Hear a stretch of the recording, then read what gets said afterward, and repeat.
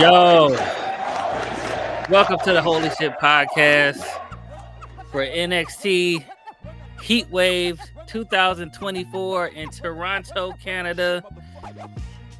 It's your boy Ron T, the Icon. It's your boy ABE from DET. And my name is still Jordan for Chuck Jordan.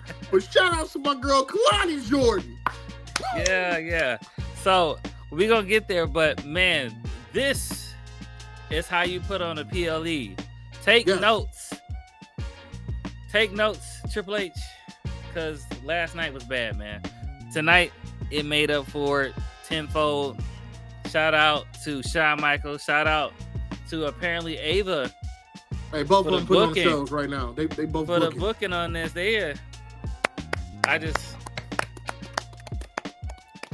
So it started off, if you've seen it, the Countdown show had a tag match of a odd pairing between Carmen Petrovich and Ariana Grace, both from Toronto.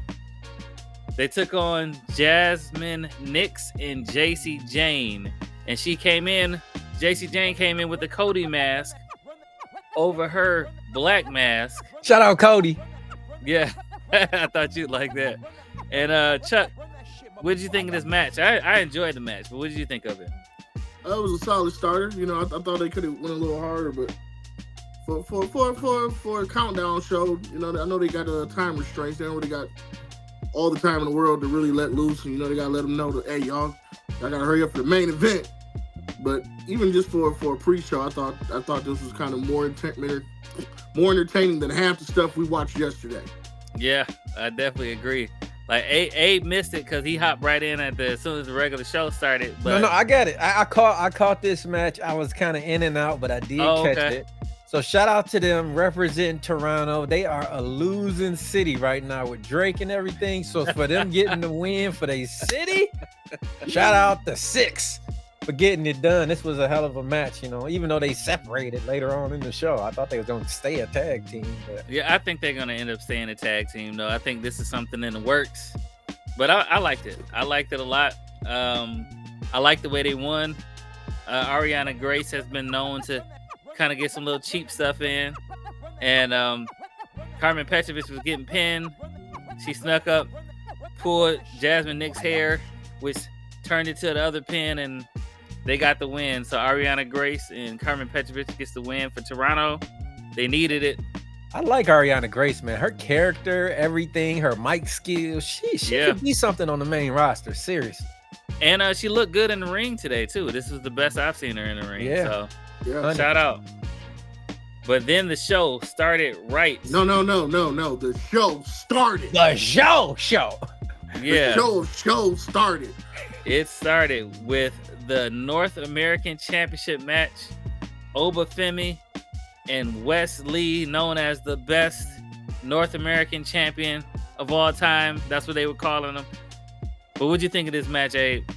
I thought it was incredible, man. And Obafemi just getting the win, holding that title up in the air. He is massive, man. And I've been hearing some rumblings on the internet. Moose from TNA. Moose is the TNA heavyweight champion. He called out Oba. He called him out. Come to my show. I will defend my title and take yours. So Oba is a serious threat right now, not just to NXT, but the entire professional wrestling. Yeah. What about you, Chuck? What did you think? When he helicopter through West in the air, bruh, I legit text the group NXT, because I was like, that moment alone was better than the ladder match. Easy. Man, easily better than the entire ladder match. Yeah, that was some insane strength by Obafemi. We've been talking about how much of a monster Obafemi is since actually his debut. And one spot that got me, that they had a couple times where it could have been a botch, but they're so dialed in that they turned it into something else. Like Wesley almost fell off the turnbuckle off the top rope, and Oba caught him, pulled him back up, and then slapped him. Yes. And like there was so many moments that like I was like, I even like what was that? It's not even Hurricane Rana. They called it something else, but it was Oba was on the top and Wesley dropped him down, and then when Oba got up, he was doing that little stumble. I was like, the way he's selling, like I was like, oh man, like it. To me, like I said, this was better. This to me could have easily been the match of the night, and it was just the kickoff. Like this is how you start a show. Like this was it. Like even if I could have just watched this and nothing else, I could have been like, I got my wrestling fix for the day. But they just kept feeding me more. I'm full right now. I know I was talking about Oba. I know I was talking about Oba, but Wesley got skills, man. He is clean. Cleansed. That man was, like I said, his offense alone, and then like I said, with Oba selling it, but even like the one where he threw him under the ring, his eyes was like you believe that these two men was trying to kill each other. And this is what wrestling used to be about when we were younger. You sold the active. It don't even matter the size difference. Like West looked like he could have easily not easily, but he looked like he had enough offense in the tank to take Oba out. But Oba still pulled it through, and like even at that spot where Wesley jumped off the top turnbuckle to do the two knees down, and Oba just caught him like in air. Right. Man, the fact that this is these NXT, two men put on a clinic.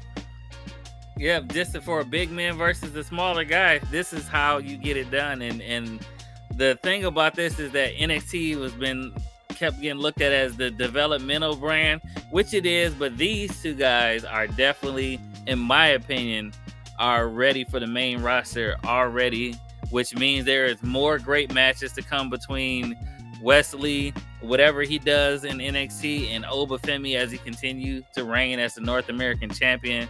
His ring guard Q was already there as far as selling and making sure like, hey, we might have messed this move up, but to get up and sell it like you stunned and all that type of stuff, man, this was an A1 match in my opinion. So yes.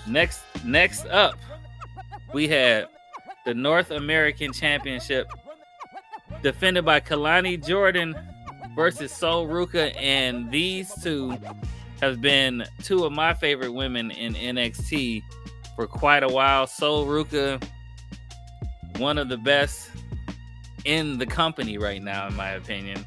And Kalani Jordan showed tonight why she is the North American champion. Chuck, what did you think of the match?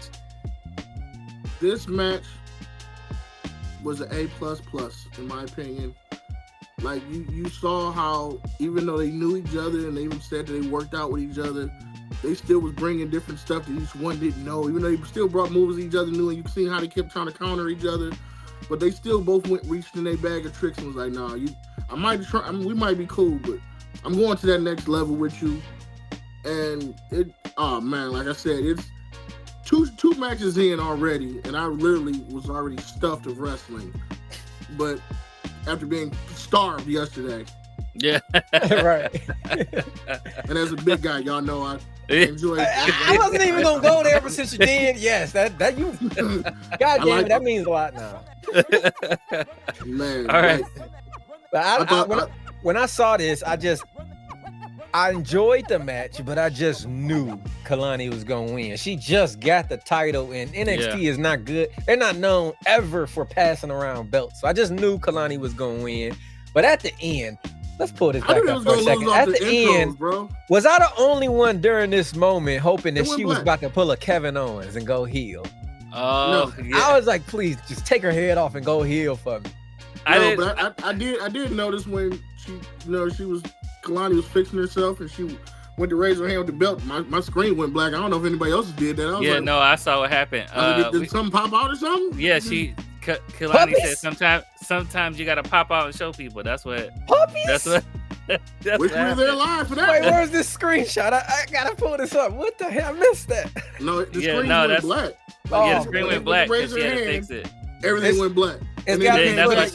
Somebody in the crowd got that footage. We gotta find that. That's why she put the title right there too, because it was having trouble the whole match. I was terrified. I'm not gonna lie. I knew they was gonna lose off their what the hell was those things called?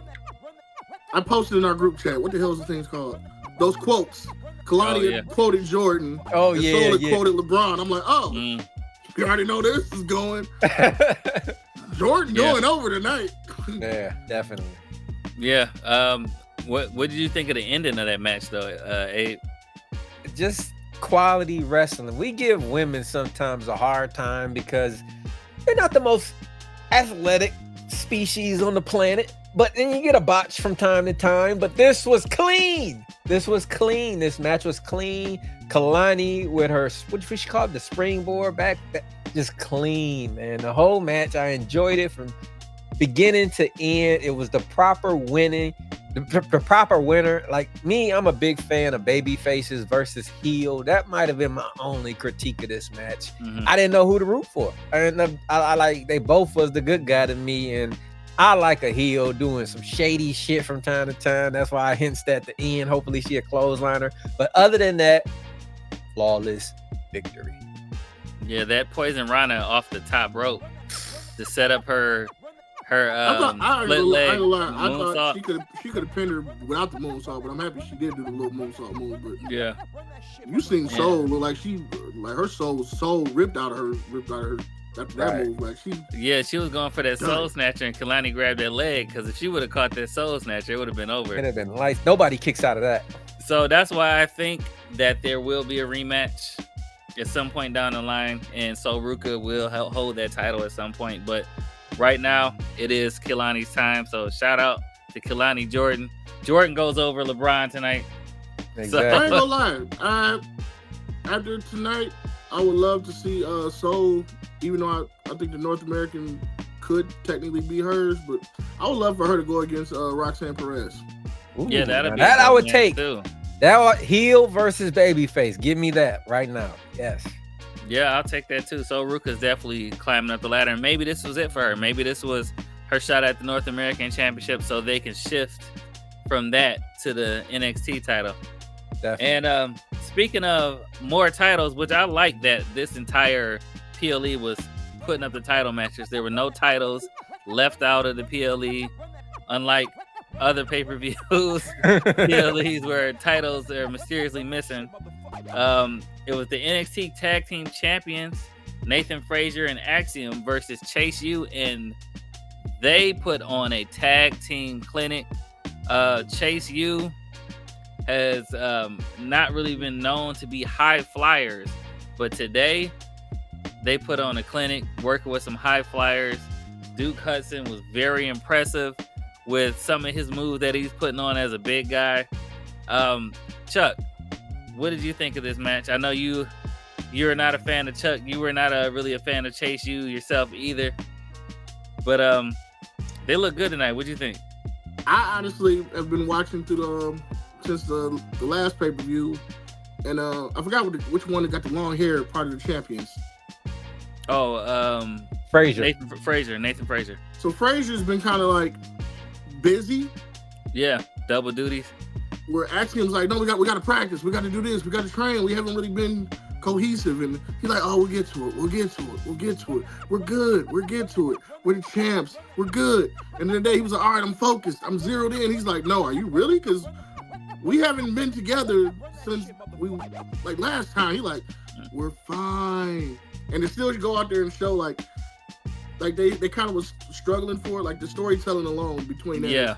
They were kind of not as cohesive as they usually are, but they brought it together at the end and came back together and pulled it off. And then he kind of looked at him like, see, I told you. And actually was still looking at him like, no, like we used to be like this. We got to get back to this. Normally we don't have these type of slip-ups. But I always like storytelling, not only just Chase U putting on the clinic, but just that storytelling of, especially in groups, you gotta like we've been talking about with the main roster with Bianca and Jade. Yeah. How they're, the more they work together, the better they are. This was like the reverse. This can go wrong. We can lose if we don't fucking keep our work. The storytelling on this match was better than a lot of shit I've been watching. But I thought that was great, especially from watching. And then Chase U, man, Man, I honestly gave this like an A- or an A because just wrestling alone, like storytelling was great, the wrestling was amazing. I don't know what the big guy is, but Duke Hudson. He was doing some mild lever Obafemi type shit. Yeah, like they weren't going as high when he was tossing them, but he was still trying to toss them like bah, bah, bah. It was all back to back. I'm like, what was that called? The Stratisfaction that he did, that headstand and put up. So yeah, that was. Well, what'd you think, Abe? I absolutely despise Chase U. I think they are fucking pathetic. I never liked them. But let me tell you something that happened. In the middle of this match, when they was going ham, Andre Chase broke up a pin with a sunset flip. Man. That shit was out right there. They won me over as fans. And if I have any critique of this whole show, if you was able to turn me into a Chase U fan, you would have exploded my head if they would have won the title. But because they didn't, they go right back into my shit pile. But it was a hell of a match. It was a hell of a match. You had me, but you lost me once you didn't let them win, because now it's like, yeah, you're right. It was like you had me at almost. You had me, now it's like, nah, I'm straight on you. But Andre Chase, just to wrestle in that goddamn sweater, man, with that crowd and pull off all the moves, man. I mean, you just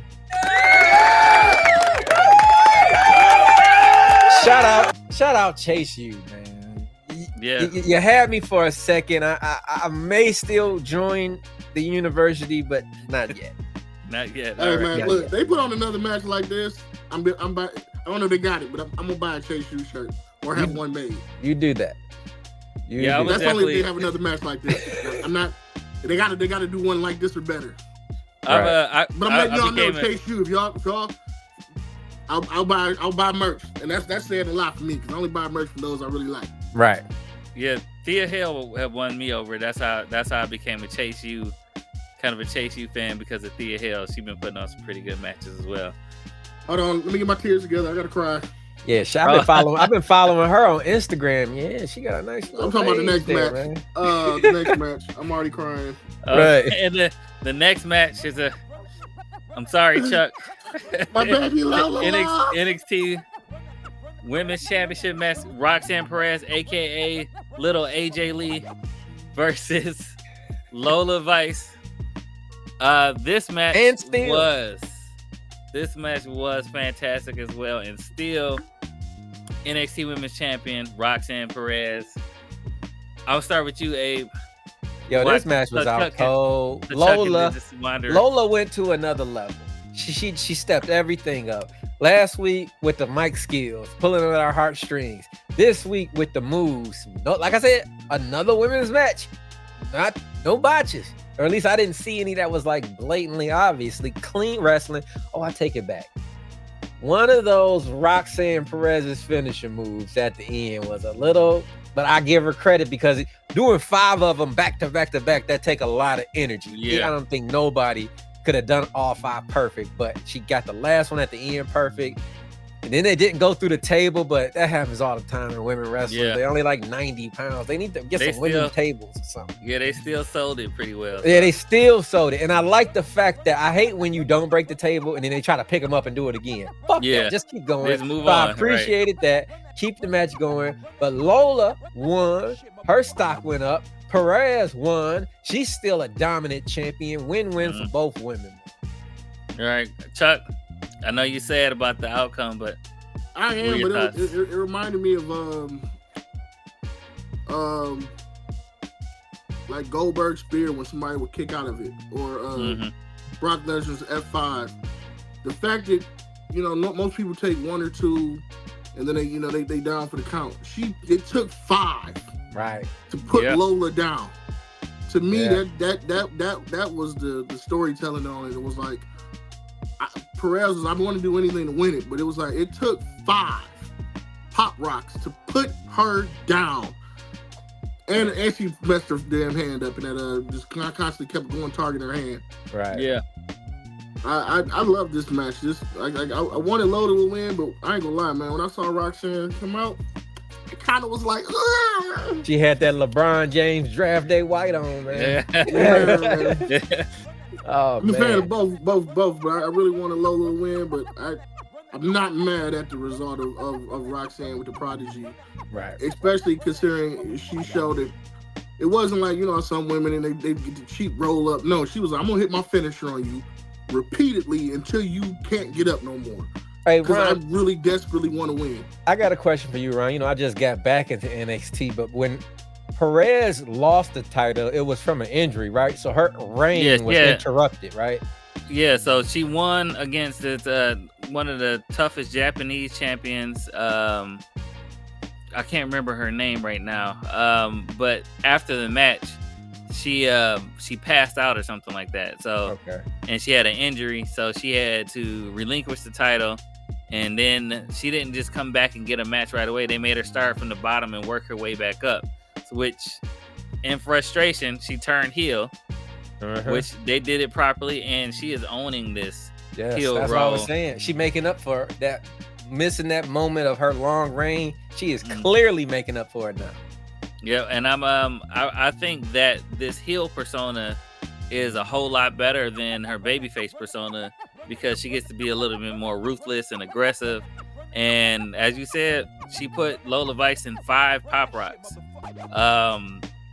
I thoroughly enjoyed this match. I like the outcome as well because Lola Vice last month was a heel and now she is a legitimate over babyface, and it happened like organically. They let the, and this is what I think a lot of promotions fail to do, is let the crowd turn them babyface. Let it happen organically. Don't try to force it. And I'm the first time I heard people cheering for Lola like this. Yeah, she was the babyface in this match. Yeah, I'm happy to see. I can't wait to see what is in her future as a babyface in NXT because we haven't really seen that yet. So definitely. Shout out to Roxanne Perez again, looking like a dominant champion. I don't know who they're gonna have for her next. She got a little baby down. What came out in the Lola, I'm here if you need a cuddle buddy. Right. I think it's gonna be interesting to see who her next opponent is and how they get there. Right.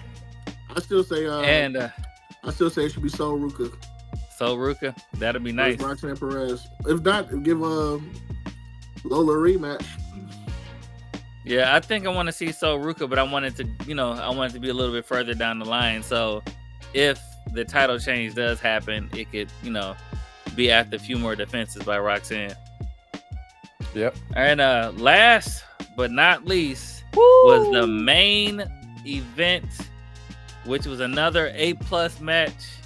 It was a fatal 4-way. It definitely was. Ethan Page, Shawn Spears, Javon Evans versus the champion Trick Williams, and the era of Trick Williams is now over.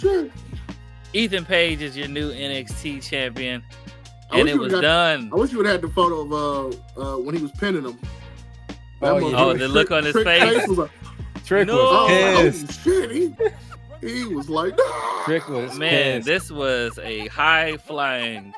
It was like strong style. There was a little bit of chairs being used. It was hardcore match. This was a little bit of everything, and it was perfect. This was the perfect fatal 4-way. I was confused by the moment was when the one dude, I forgot his name, and kicked Trick into the side, into the timekeeper's champ spot. The barricade. Yeah, Javon and then Evans. he ran and jumped up just to hop on my man's shoulders. I'm like, what?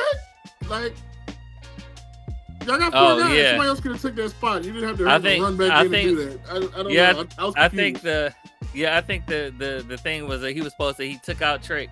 Now he's like, okay, the only person left is Shawn Spears. Let me hurry up and try to take him out so I can pin him.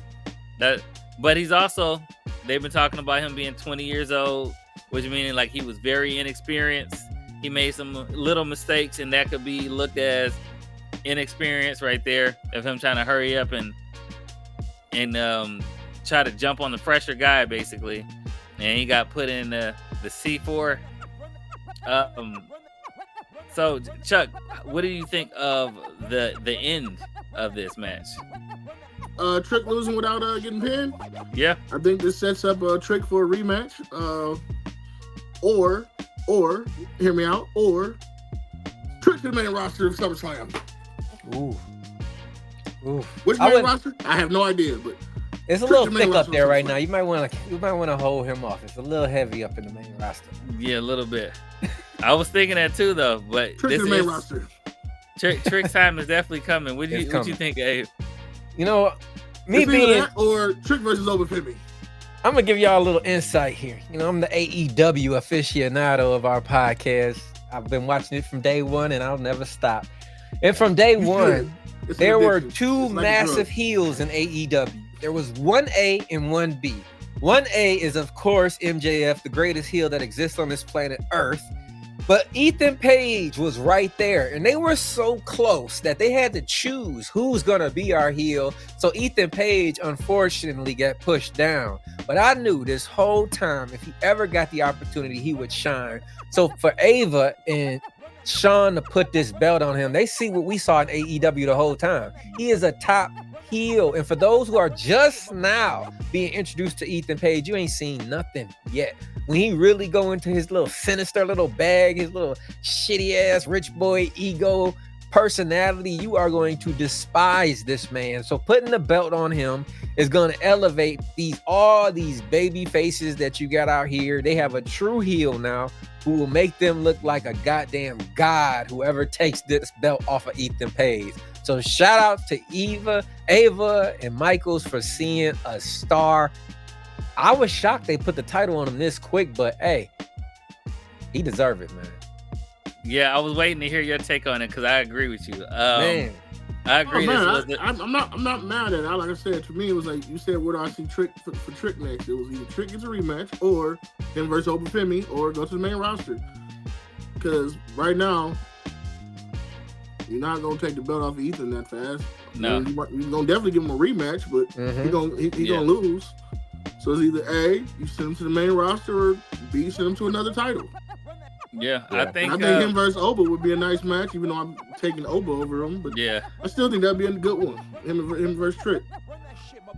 Yeah, I think like I said, I think it was the right call as well. I knew when Ethan Page came in that they got something up their sleeve, and for him to get a match right away, I said, okay, he's not gonna come in and debut and get the title. And they kept him in the title picture, so I had an inkling that something was gonna go down. Especially if you do it in a fatal 4-way match, you can set it up to where he can get the pin without it being Trick. And I like the fact that Trick was the cause of his own demise by hitting Javon Evans with the Trick shot and then hitting Ethan Page. And then Sean Spears grabbed his leg and pulled him out while Ethan Page fell on top of him. Shout out to the camera guy who caught the angle of him just screaming, no! Yeah, that was amazing. But man, I think it was absolutely the right call because I figured that had to be part of them signing him. Look, we will get the title on you. We will keep you in the title picture, and we plan on giving you the title because I think that's the reason. Question, Ron. Yeah. Where would you book Trick next? Considering he had the belt for so long, it's like you want to keep him in an A-title picture, but you don't want to have him go for this title anymore. What do you see him? What do you see him doing? Because that's the only thing I've always kind of wondered when you got guys who've had the title for so long, you take it off of them. Where do they go now? Which is the one thing I've always liked about the main brand when you have the draft usually comes up and they usually swap them around where now it's new faces, new guys. And even though I might have been a champ for a while, at least now I got new people to fight. Like when the Usos and New Day was both on the same show, I liked how they separated them, and then they put them back together. They keep moving them around. But what do you see for Trick? I think the next thing for Trick is going to be a rematch against Ethan Page at whatever the next PLE is. If they have one, it's Great American Bash. Is that during SummerSlam? Yeah. Yep. So I see him doing a rematch. however they're gonna set it up. It's probably like a stipulation match, probably. Ethan Page goes over, and then I think Trick shows up either on Monday Night Raw or SmackDown in the main roster. I think that's the next plan. Give him another rematch. Make Ethan Page look mean, like he's gonna pull some type of trick over. But yeah, I think that's what it is. I think the next step naturally after this is the main roster, but after his rematch. We was talking at Money in the Bank during the pay-per-view. We were talking about how Melo isn't clicking. You put Trick Williams up there with Melo, he will instantly be legitimate. He's got his Diesel to his Shawn Michaels. They would be perfect together. Put them back together on the main roster, man. That's the only way I see Trick going up, is if he goes back to being Melo's bodyguard. Definitely. Yeah, I don't know. I think it might be a little bit different dynamic just because he tasted that what it's like to have gold. So it's gonna be a little bit different dynamic. He won't be able to be his sidekick. It might still be some distrust, but it is something you can do with that. Yeah, definitely. So overall, I think that'll have him be the like old school talk, be like the Kevin Owens to his Sami Zayn for a while, and kind of like have him work on that relationship. Because remember, they was going at it for a while. Yeah. Before they put them back together. Yeah. Which I never understood why they put them back together. We had a great tag team with the Zayn KO, and they just took that away. That was stupid. Right. But they're still friends. No, I only want to do a main roster talk. But they friends though. Are you my friend? Are we locked? But overall, before, as the credits were getting ready to roll, they showed that whole thing. There was a white screen show, and somebody turned around. Somebody must have said his name, because Joe Hendry appeared at the end of the PLE. I don't know what that was about, but I'm guessing we'll find out on Tuesday. Somebody said his name, cuz. I thought I had a glitch because I was watching this on my computer. I was like, did I just glitch? What the fuck was that? Joe Hendry just popped up. Somebody said his name. He said, say my name. Say his name and he'll appear. Somebody said it. NXT could not let some stranger come on their show, get all those ratings on YouTube. They probably bought his contract out. Yeah, they might have. No, he bought. I honestly know they couldn't have, because he got a 6-man tag coming up with him, Moose, and a couple other guys in TNA for the heavyweight championship. But I don't know. Maybe he just crossed Brandon. I don't know. Yeah, they're doing a really good job working with. I think he's that one guy that was like, look, my gimmick is I show up everywhere. Yeah, I cannot be locked into long-term deals. That's true. But if you need me, even if it's to fall, I'll be there. I'm gonna say something controversial about him. I'm gonna say something real controversial about him, though. I don't like him. I don't get it. I just don't. I get the song; it's catchy. I watched him wrestle. He wasn't like outstanding. It's like, how long can the gimmick last? It's sort of and like then he's not great on the mic. It's sort of like how Orange Cassidy is a tank, even though he looks like he's like 114 pounds. But at least Orange can like talk. I don't know. Maybe it's just me being a hater. I don't wrestle, and Orange I don't get it yet. I'm not saying. I'm just saying, like we've seen Orange take, like for example, this Oba and what's my man Wesley match. If that was Orange versus Oba, everything Oba was doing, Orange would have just ate it like it was nothing. Like that's his gimmick. Yeah. Nothing, even no matter what's the hands, size what's difference, the hands go in matter. the pocket. Right. Yeah. No one gets it, but it's entertaining. That's what I'm saying. I like Orange. I like Orange Cassidy. Yeah. But for the John Henry, he shows up everywhere. Yeah. Sometimes that's all you need is a really good gimmick to stick around. He got it, and you won't go anywhere. And he has it. He on fire. All right, or you steal somebody else's. Yeah. That's true too. Like what I told somebody. I mean, my little brother talked about it the other day. I was like, was it me or did Austin Theory just steal Tyler's gimmick from the photos and just make it bigger? Yeah, Tyler Breeze. Yeah. Yep. I thought it was just me. So, but what y'all give this one? Once again, a great showing. Chuck, what do you give it? What's my man name? The Perfect 10? Woo! Ty Dillinger. What about you, Abe? I ain't going that high. Fuck that. We gave the Wyatt 6 a 10. I can't do that. But I'm gonna give them a high 9. There's the 9.6 for sure. This destroyed Money in the Bank. Destroyed it. If you watch Money in the Bank and you had that salty taste in your mouth, you will be refreshed from this pay-per-view. Look, I judge Raws for Raws, SmackDowns for SmackDowns, pay-per-views for pay-per-views, and this is NXT. This ain't has nothing to do with the main roster. I agree. NXT, I'm giving them, especially after the bullshit I saw yesterday. Right. I'm giving them a goddamn 10. They saved the weekend for me. I didn't give it a 10 because a couple of botches and them not letting Chase U get the title. Other than that, it would 100% been a 10. I could say that. So, where you at, Ron? I'm giving it a. Wow, I'm giving it a 10 too. Perfect scores. That's my boy right there. That's my boy right there. That was one of the best PLEs that of the year, in my opinion, especially from NXT, and it's giving me those gold and yellow NXT Day vibes when they used to put on 10s every night. This was the first step. If it wasn't a 10, it was a 9.9. I'm giving it a 10, and keep it up, NXT.